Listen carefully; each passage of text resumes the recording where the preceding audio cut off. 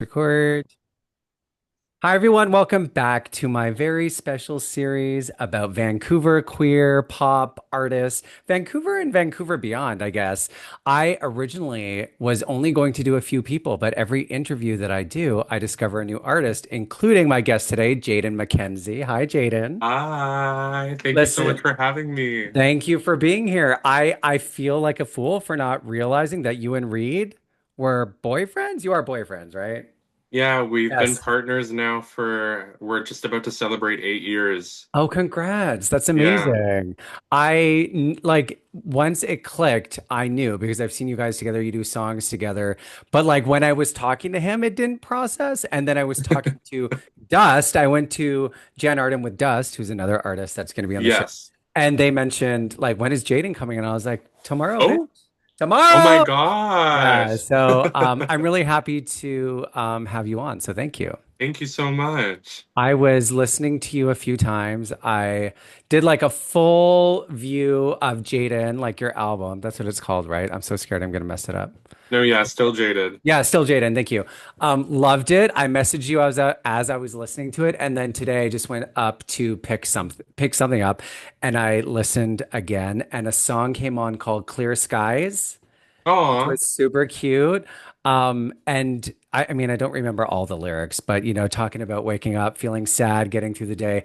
And then I remembered you and I had a quick exchange about the cover for That's My Anxiety, where it's like the little pill. I'm like, that looks like my Vyvanse. Yes. So I wanted to start there about like, I don't know, writing about mental health or including like that cover could maybe like a wink and nod to people like who aren't on medication might not understand it, but is that a topic that you like to explore? Yeah, I've always kind of written about really sad or heavy topics ever since I really could start writing about music. And with the pill cover, it was actually the artist that's on the song that gave me the idea. Their Mm. name is Drew Turner, such a really cool artist that I found recently back in, I want to say December, Right. January. It was actually on Spotify, the similar artists section Uh-huh. in your profile. I found them under there, so it was like fans also like this artist. So I started Wow. listening to their music and I fell in love with their content, especially this one song called Hyperspeed. And I had a day in the studio where I wrote this really heavy song about just my anxiety being awful lately and the world being a mess. And I finished half of the song at like 3 or 4 a.m., sent it to them. In my deliriousness, I was like, hey, it's 4 a.m. I just finished this song and I can picture your voice on it. Wow. Don't know if you'd be interested. And they ended up loving it. And when we finished it, I was like, I don't know what to do for the cover because they're based in LA. So it's not like we could just meet up and get pictures really easily. Yeah. So they were like, well, tell me a little bit more about you and like where the song came from. And then I was talking about how I actually recently came off my antidepressants. I'm almost a full year now being off antidepressants, which Wow. it's Congrats. been a bit of a struggle, thank you. Yeah. Um, and they were like, well, like if that's the reason why you're writing it, because it's been hard since, why don't you send a picture to a graphic designer of your medication Love it. and take it from there? So that's literally how that came I about. like it. It's cool. Max and I are working on the cover art for our new song Blouse, and it ends up being so simple, but there's so much that goes into it. So I knew like the pill there was going to be something behind it. And good for you for a year off antidepressants. I remember I went to film school with this girl at the time, who was trying to, and like she couldn't do it. Like it was like a whole cycle of like getting a bit farther and then having to go on. I take lamotrigine, which is a mood stabilizer, and I also have Vyvanse. So never quite an antidepressant, but my medication definitely helps my moods. Yeah, I know this isn't music related, but you brought it up. that's So, okay. what prompted you to stop the medication? Um, and how has it been since? It was actually recommended by my doctor. She thought I was on it long enough. Personally, I disagreed. Oh, But okay. they were like, try it, see how you feel. So I've been just trying to see how I am without it. I definitely can tell a difference. I feel like when I was on the medication, I definitely had a lot more energy in the day and I had a lot more higher spirits. Wow. But I also feel like, regardless of the medication or not, the world is a mess and everything feels really heavy all the time. Yeah. So it's just about like talking about my emotions and processing. And I Yeah. think you can relate being able to make music and, being able to process your feelings, whatever it is, via through writing, making songs, singing. Mhm. It can do a lot. So I feel like that's been kind of my therapy throughout it. Yeah. I think art, like before we understood mental health and the way we medicate it now and treat it, that's what people did probably, or like really, really self-destructive things. There was no middle ground. Yeah. I feel like making art is like one of the few things apart from meditation that like really forces you to be present. But there's a give and take. I mean, I think it's good that medication is available for people. And then the other side is like coping naturally and just making sure that you're okay, bottom line.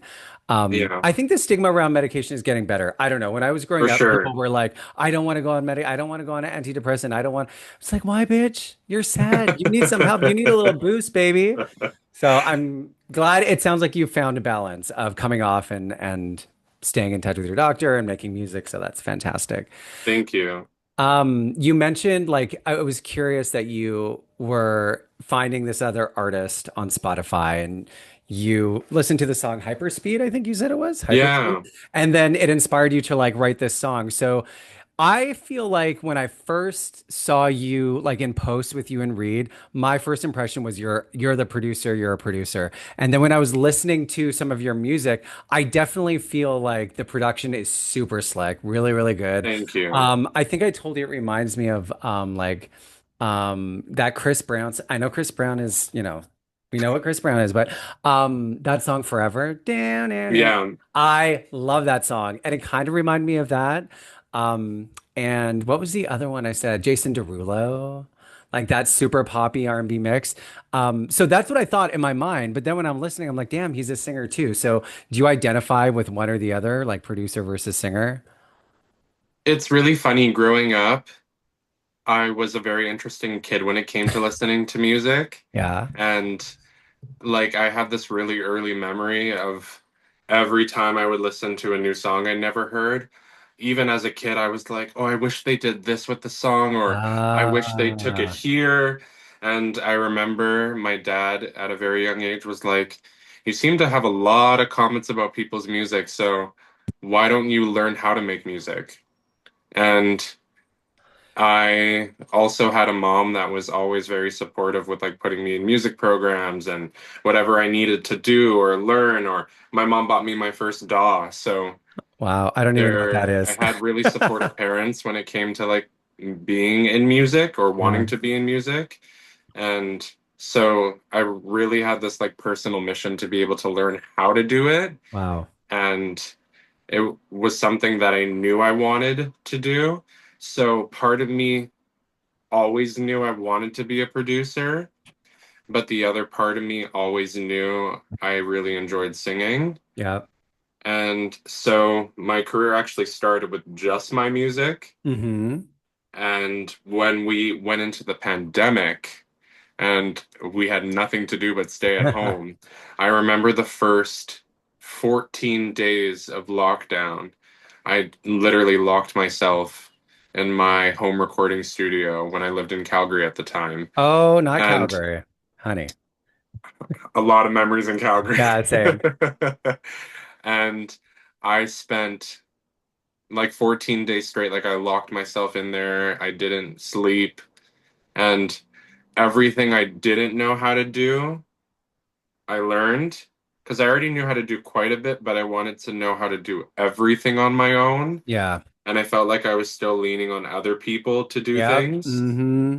So everything, engineering, mixing, mastering, vocal engineering, like everything possible.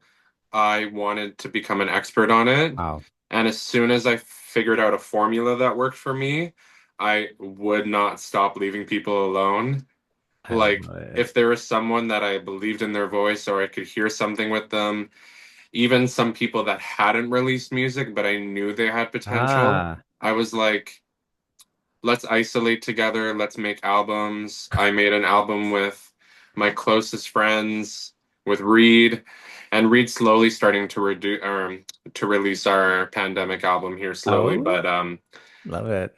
since then, like it started with 3 artists, and then it was 4 artists, and now it's somewhere between 30 to 40 artists Oh I'd my like to help out. God. So I've Damn. just the past 5 years, I Congrats. keep. You keep Thank you. growing.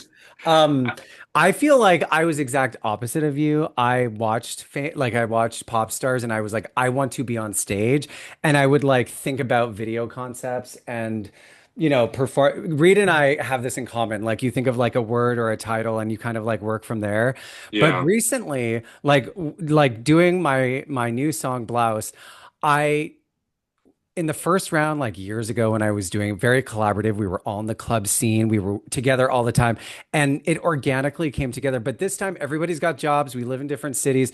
So it was a lot more like you do your part, I'll do my part, and we'll like get it together. So I felt very much at the mercy of Max because I don't play instruments and I don't produce. But what I did do today, actually, this is good timing, is I bought this oh, amazing. so cute. So I feel like in between my first and second album, I did, yay, maybe you can teach me. I was starting to write simple, like using simple chords to write like the foundation of a song. And then my plan was to do that and bring it into be part of the album. But then I started working with a songwriter who was like prolific and I'm like, yeah, I don't need to do it. But now I'm like, I have time. I have more Yeah, resources. So I feel like our journey was opposite. Like you wanted to like dissect the music and build it, and I was like, I want to be the star, but now I want to know how to make it, and it's so accessible now. Like you truly can teach yourself. yeah. Yeah. No, So truly. maybe you can give me some tips. I'll see how it goes, and then I'll Anytime. yeah. Okay, so you're up to 30 artists and counting, I assume, but you did release your own album, right? So when you're thinking about creating, how do you decide if it's going to be a song for you or someone else? That's a really good question. I am really interesting with how I create. I go in with a specific mindset, like this song I'm about to make is something I need to do for me. Hmm. And ever since I would say 2016, I've never really written a song for myself if it wasn't for something that was meant to heal myself. Mm. And I get quite emotional when I go in with a topic that I know I need to address, and then I finish a demo, and then I listen to it and I get to hear how emotional I am about the topic or how I was actually feeling about the topic. Because it's hard when you're in the actual moment to be like hearing what you're saying or hearing what you're singing about. But when Hmm. you actually finish and you're like, damn, that's how I was feeling, like it's really heavy. So I Wow. feel like I go into the studio with a mindset like I'm making this for me and only me. And when I make music for other artists, I am very much like hands on. I never really like to go in and be like, this is what I think the artist needs to sound like. So I'm very much like, what inspires you? What songs do you love? What artists do you love? What's your sound? What's your vibe? And I pretty much like to have the artist with every part of the process. There's not really a part of the process that I really don't like to include them in. Yeah. And I think that's what's made that part of my music journey so easy Hmm. is because I feel like every artist, I really believe in them first of all. I feel like I don't really work with artists unless I really, really like believe and push for them. Hmm. And I also want to make them really happy as if they made it themselves. So it's a very different mindset. I'm either going in for me and learning how to heal myself, or I'm going in to do everything for this person Wow. that I believe in. That's so cool. I mean, one thing that I'm learning from talking to folks like you, and other pop artists is there's this assumption, I think, about pop in general, first of all, superficial, easy to do, manufactured, don't need talent, blah, blah, blah. Anybody who's written a good fucking song knows it's not easy. Sometimes, God works through you and you get the hook that's really good. But something that I was speaking about with Connor, was just the assumption that, shamelessly gay pop is kind of a joke or a camp or like a wink, like drag music. But then when I hear Yeah. you talk, it's like it comes from such a deeper place. Same with Devours. It truly is like any other artistic journey. But I feel like we're still progressing to the point where it's like gay pop. It's not just like pop, it's like gay pop. And it's Yeah. it's way more than it was 20 years ago, that's for sure. But hearing you talk, I realize there's so much more depth to it than maybe people realize. Maybe not. I don't know. I could be naive, but No. Well, I mean, you can relate too, because like you put out an album in 2010, like yes. which really like is crazy to even say like you were putting out music when it wasn't popular for gay people to have voices in music. So Yeah, even if you're making dance pop or club bangers or fun songs, how you got there and how you made that story is based on your life totally. and It's you're an pulling from expression. something. Yeah, yeah, yeah. It's true. Like back then, there was me, Jeffree Star, and like Adam Lampert. There were so few people to look at. Like I remember doing an interview and they asked who my gay role models were, and I'm like, I don't have any. Like I know Elton John, but at the time, Jake Gyllenhaal had been in Brokeback Mountain and he was like a gay icon. I'm like, just because he bottomed for Heath Ledger in that movie doesn't make him a gay icon. But what I'm blown away at now is like how many artists there are. And yes, one thing I want to ask you is like you talk about, honoring the artist who's coming in and meeting them where they are. But I feel like there's a spectrum, baby. Like there is, Yeah. singer-songwriters who collaborate with a producer and they come up with something. And then we have somebody like Heidi Montag or Erica Jane or Sweet Britney, baby, back in the day, where it's less about maybe a musical perspective and more about enhancing an image or like doubling down on a concept. And I always felt like I was in that category. Like I did write some, I Mm, have melodies, I do lyrics. I am confident creatively of what I bring to it, especially performance wise. But I always felt insecure that I was oh, not balanced. I wasn't like as musical or as artistic. So when you work with people who are maybe not musically inclined and more leaning towards an image, an idea, or a performance, do you categorize them differently? no, Hmm. truly. Even if you're making music based on an image, it's so many things that go into it. There's so many vibes that go into it. There's still feelings behind it, and there's a sound to it. So as long as I'm achieving that sound, Hmm. it's like kind of like a universe for that person, you know? Like I Cool. work with this one artist who either makes very emotional music or very much like slut dance pop music, and they're based in Portland. And even though they like to make like dance, pop, um, circuit kind of music, there's still like this image that's attached to their sound. And I know when I'm creating something, if I hear it and I'm like, that's not that artist at Yeah. all. Or when I play something and I'm like, oh no, that's 100% that artist. Yeah. Like, you know, when you hear the sounds and the production, if it's going to work for that artist or not, Hmm. it's just a different thought process. So, do you have any expectation when somebody approaches you and they want to do a song and maybe it's a vanity project? And I hate referencing drag queens from Drag Race, but it always is the first example because we have so many songs that come from that franchise. Some amazing, some not so good. And I feel like they actually don't get a fair shake because they're from Drag Race. But like Aquarius song, I freaking loved, and Simone had a good song. When somebody's coming to you with just like, I just want to do this one song because I want to perform it, blah blah blah. how does that artistic, how do you, is it the same process? Like you're still just drawing inspiration from that one vanity project? That's a good question. I've actually only ever worked with one drag queen on a song, Okay. and they're so talented. And even It's though RuPaul, isn't it? I didn't want to name names, no, I'm just kidding. Um, I worked with Geometric a Oh few yeah, I months know back, Gia. Yeah. and I was already obsessed with their vocal abilities and their writing Insane. abilities. Yeah. And I literally wouldn't leave them alone. I was like, I need to work with you. I know I need to work with you. I want to be able to play with your vocals. And even though they made music to be able to perform with the music, I feel like there was so much behind the songs that they're creating and making.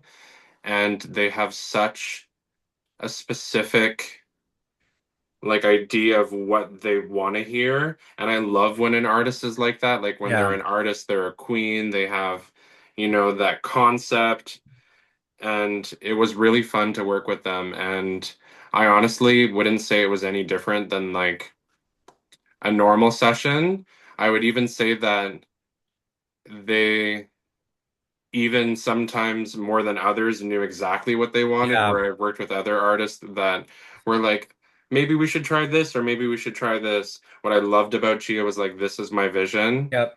And it was so easy to be able to understand where they wanted to go and what they wanted to do, but it was really fun. Gia, I've worked with Gia before too. Gia knows exactly what they want. Like so clear. Always the vision was there. That's good to hear. I feel like I listened to that song with Gia. What's it called? Did you guys release it? Yeah, it's called Good Girl. Good girl. I'll make sure I listen to it again. Um, a lot of the people I talk to, I'm like, who's your favorite pop diva? Like, which one did you gravitate towards? Reed talked about Gwen Stefani. Devours hates Love this Madonna. question. Yeah, so I don't know. Is it the same for you? Because you were like, I want to make music. You weren't like, I want to be the pop star. So do you gravitate towards somebody in pop culture that is like sort of the resource of all your creativity? Yeah, I genuinely don't think I would be where I am today without the artist Lights. Lights. This is the first time I've heard Lights. I know of them. Canadian icon. Yes, Cool. Tell me more.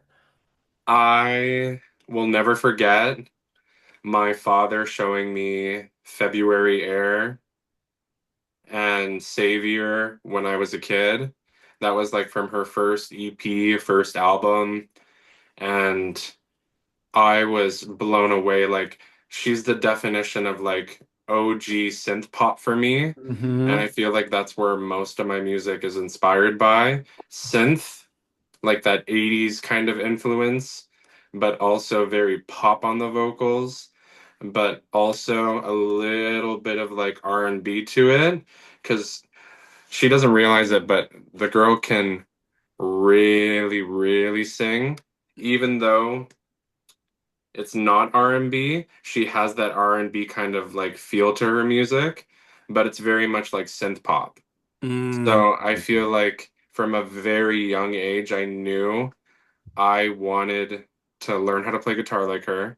I knew I wanted to make music that had synths like her, so I needed to learn how to play piano. I literally, as I don't even know how many times I harassed my parents. I was like, I need to be in piano lessons, I need to be in guitar Wow. lessons. And my mom put me through all of it. And all my first guitar lessons, I was like, I need to learn this light song, I need to learn that light song. Wow.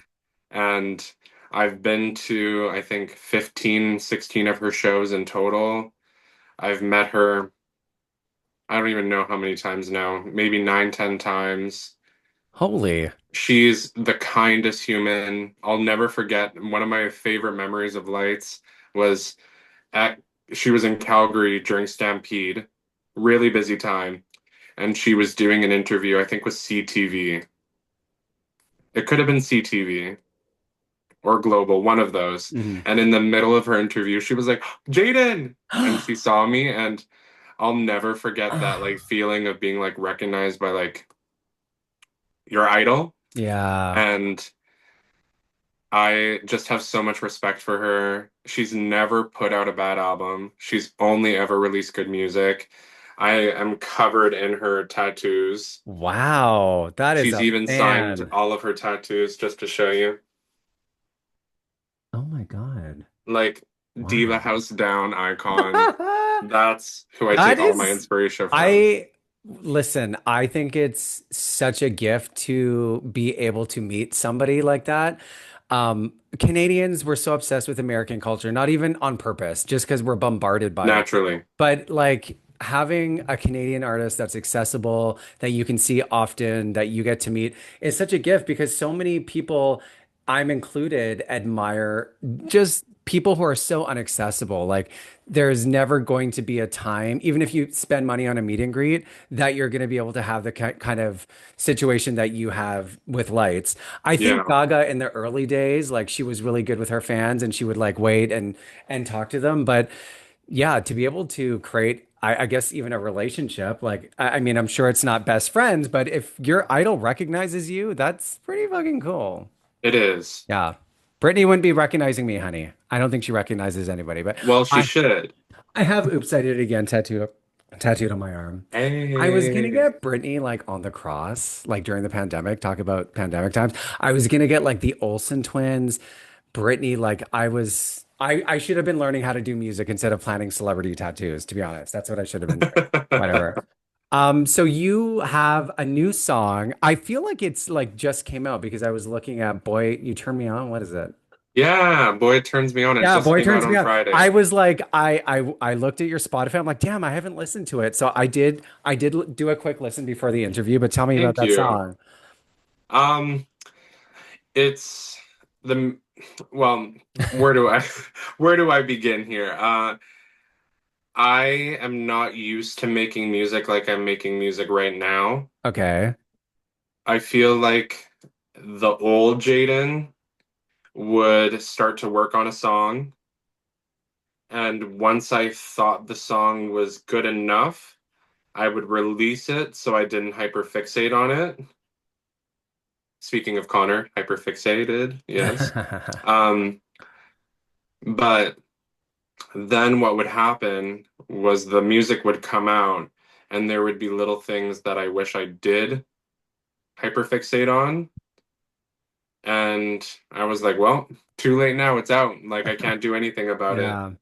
And for the longest time I was okay with that. And then the past year I'm like, why do I do that? Yeah. Is it just to have it out? Because like looking back, wow, hello. Looking back, since 2019, I've put out two EPs and one, two, three, three albums Whoa. and two deluxes. So I've released six bodies of work in 6 years. So a Wow. lot of content, and there's some songs that I did perfectly in my brain, and there's some songs I was like, I really wish I took the time. Yeah. And boy, it turns me on. I've been working on since January.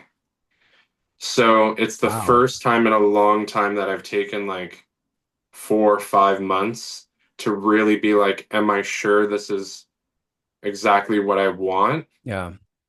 And it's also been fun because there's been so many changes and stages of the song, but I love to do this thing where a song isn't about one thing, it's about many things. Mm. And Boy, It Turns Me On is about my past and my present. Ooh.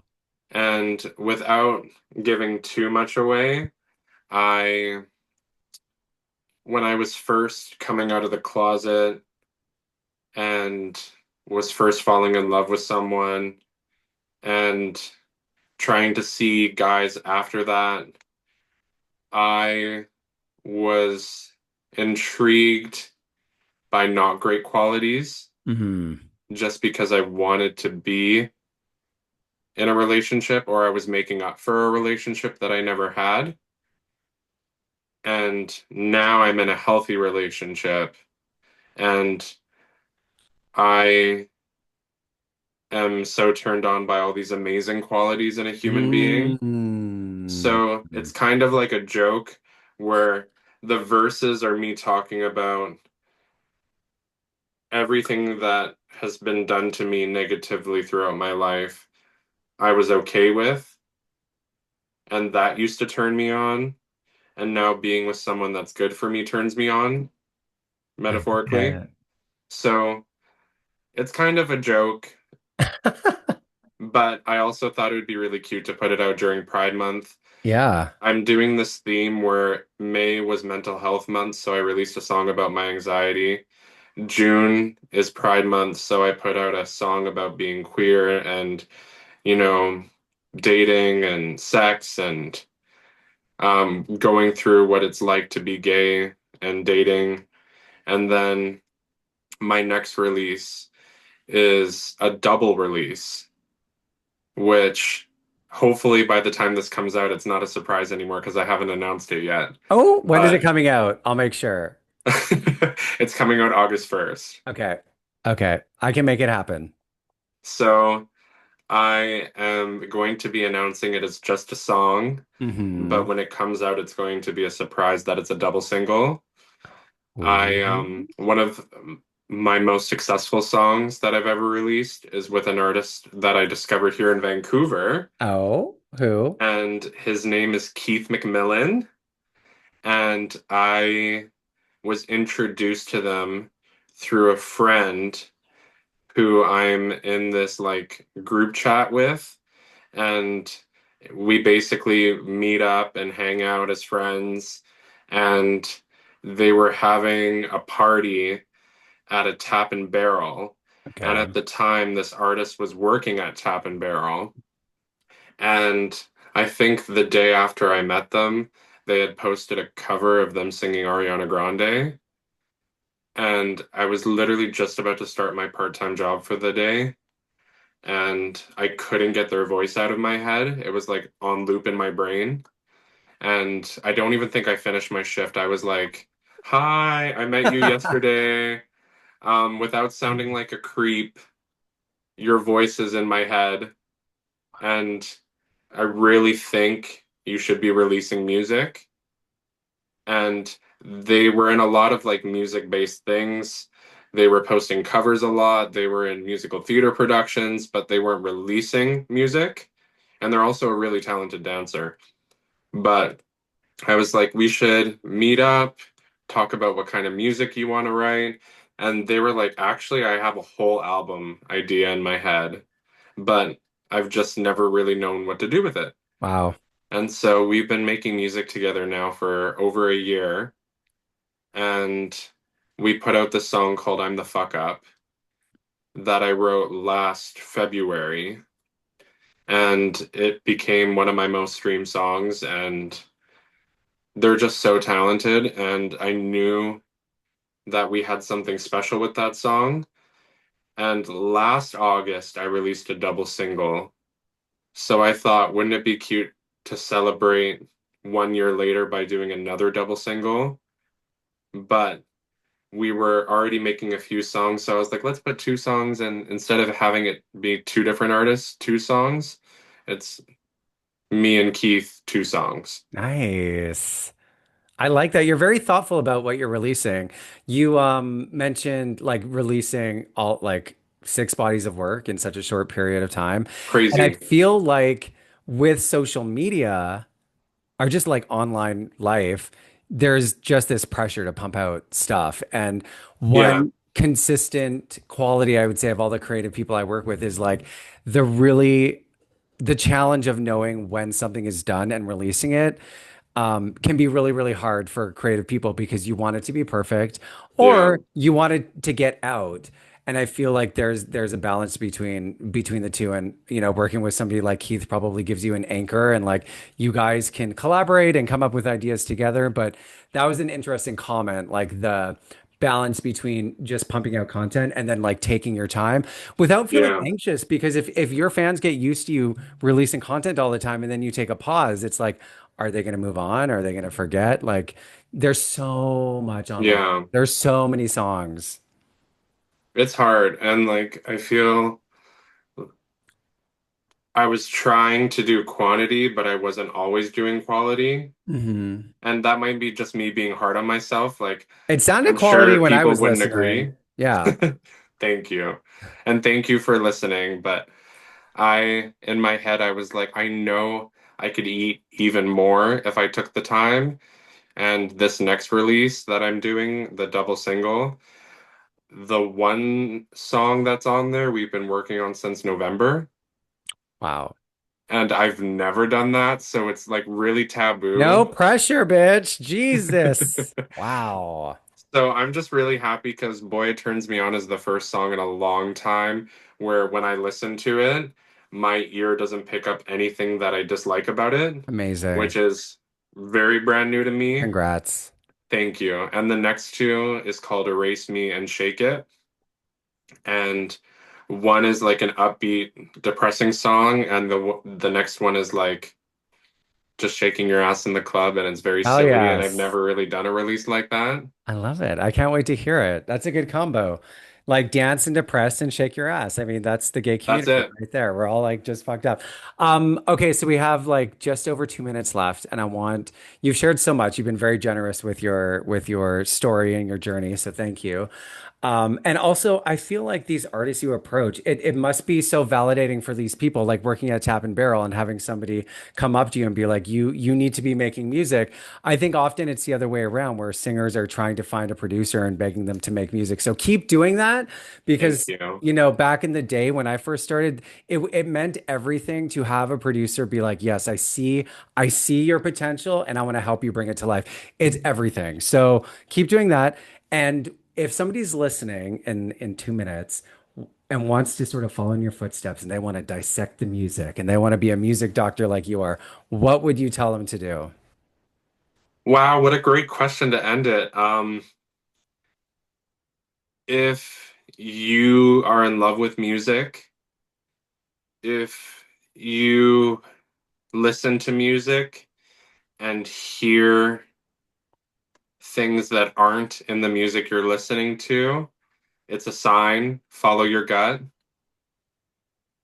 At the end of the day, I like to say can't is the real C word.